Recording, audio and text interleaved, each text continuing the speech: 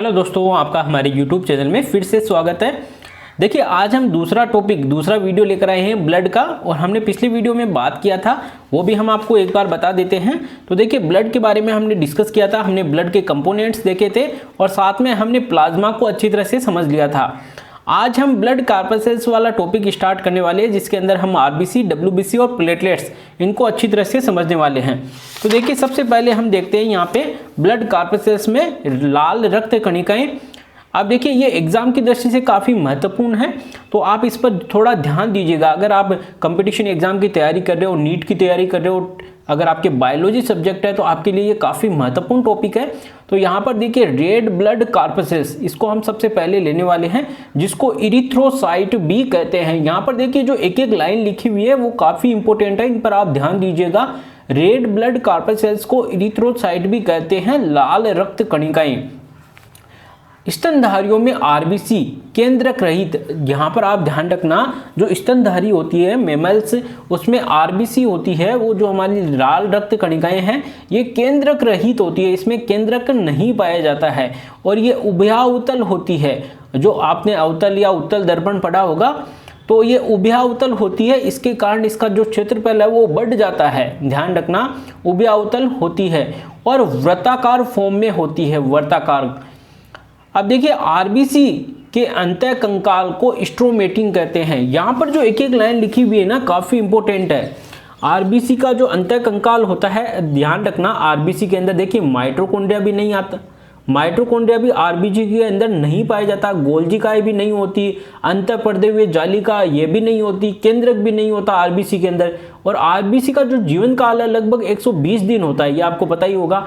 और आरबीसी के अंदर जो हमारी लाल रक्त कणिकाएं हैं, इसमें लगभग 26.5 करोड़ हीमोग्लोबिन के अणु पाए जाते हैं। जो ये जानकारी आपको कहीं नहीं मिलेगी, वो हम आपको बता रहे हैं, तो पूरा वीडियो अंत तक आप सुनिएगा।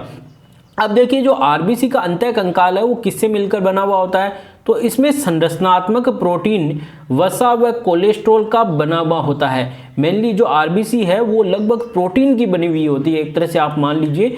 तो इसमें कोलेस्ट्रॉल भी होता है।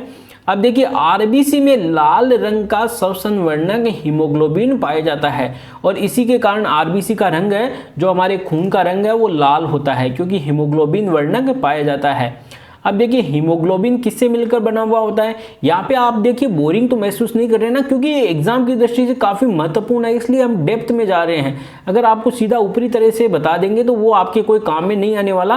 तो देखिए, थोड़ी आपको मेहनत करना होगा। अगर आपको कुछ सीखना है तो थोड़ा अपना दिमाग लगाना ही होगा। अब देखिए, जो हीमोग्लोबिन है वो मेनली 2 भागों से मिलकर बना हुआ होता है। यहाँ पर हम ये आरबीसी के बारे में ही पढ़ रहे हैं अभी पूरा। तो हीमोग्लोबिन मेनली 2 भागों से मिलकर बना हुआ होता है, जिसके अंदर एक होता है हिम और दूसरी होती है ग्लोबिन प्रोटीन। ये लगभग 95% भाग होता है। तो एक तरह से आप कह सकते हो, हीमोग्लोबिन के अंदर सबसे ज़्यादा प्रोटीन होती है, और इस तरह हम कह सकते हैं कि एक आरबीसी मेनली प्रोटीन से मिलकर बनी हुई होती है। अब देखिए, एक अणु हीमोग्लोबिन है, ये 4 अणु ऑक्सीजन का परिवहन करता है। तो ध्यान रखना, एक अणु हीमोग्लोबिन 4 अणु ऑक्सीजन का परिवहन करता है। और एक आरबीसी के अंदर लगभग 26.5 करोड़ हीमोग्लोबिन के अणु पाए जाते हैं। तो उसको आप 4 से गुणा कर सकते हो। इस तरह एक आरबीसी ऑक्सीजन का परिवहन करती है। जो पहाड़ों के ऊपर रहते हैं ना लोग, उनके ब्लड के अंदर हीमोग्लोबिन ज़्यादा पाया जाता है, क्योंकि आपको पता है पहाड़ों पर ऑक्सीजन गैस कम रहती है, तो वहाँ पर ऑक्सीजन गैस के परिवहन के लिए हीमोग्लोबिन ज़्यादा होता है। मनुष्य में आरबीसी का जीवन काल 120 दिन होता है। 120 दिन बाद में ये आरबीसी नष्ट हो जाती है। आपको पता होगा आरबीसी कहाँ पे बनती है। जो हमारा खून है ना, आरबीसी, वो हमारी लाल अस्थि मज्जा, रेड बोन मेरो में ये बनता है। और आपको बता दें कि जो हमारी स्प्लीन होती है, प्लिया के अंदर आरबीसीज है वो नष्ट होती है, इसलिए प्लिया को हमारे कब्रिस्तान, आरबीसी का जो ये कब्रिस्तान है वो भी कहते हैं। साथ में प्लिया को ब्लड बैंक भी कहते हैं। स्प्लीन को हमारी बॉडी का ब्लड बैंक भी कहते हैं। तो देखिए, ऐसी जानकारियां जो आपको कहीं नहीं मिलेगी वो हम आपको बता रहे हैं, तो आप इन पर ध्यान दीजिएगा। अब देखिए, आरबीसी के निर्माण की जो क्रिया होती है, इसको क्या कहते हैं, इरिथ्रोपोएसिस। आपको पता है कि आरबीसी को हम इरिथ्रोसाइट कहते हैं, तो उसके बेस पे आप इसको याद रख सकते हो, इरिथ्रोपोएसिस। अब देखिए जो खून का अध्ययन क्या कहलाता है, वो हमने आपको पिछले वीडियो के अंदर बताया था, हीमेटोलॉजी। ध्यान रखना, हीमेटोलॉजी। और खून के बनने की प्रक्रिया का अध्ययन हीमोपोइसिस। जैसे इसका है इरिथ्रोपोइसिस, उसे हीमोपोइसिस वो कहलाता है।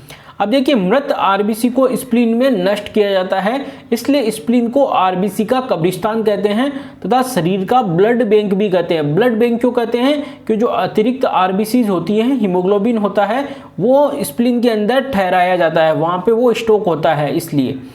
अब देखिए एक मेल के अंदर, एक पुरुष के अंदर लगभग 5.5 मिलियन, एक तरह से हम कहें 55 लाख लगभग ये आरबीसी होती है, और फीमेल के अंदर लगभग 4.5 मिलियन, लगभग 45 लाख ये आरबीसी होती है। आरबीसी की संख्या में कमी एनीमिया कहलाती है। जो सिकल सेल एनीमिया होता है उसके अंदर आरबीसी की आकृति हस्याकार हो जाती है। तो देखिए ये जो एग्जाम के दृष्टि से महत्वपूर्ण था वो हमने आपको बताया। बताने के लिए और भी काफ़ी कुछ है, लेकिन जो एग्जाम की दृष्टि से महत्वपूर्ण है वही हम आपको बता रहे हैं।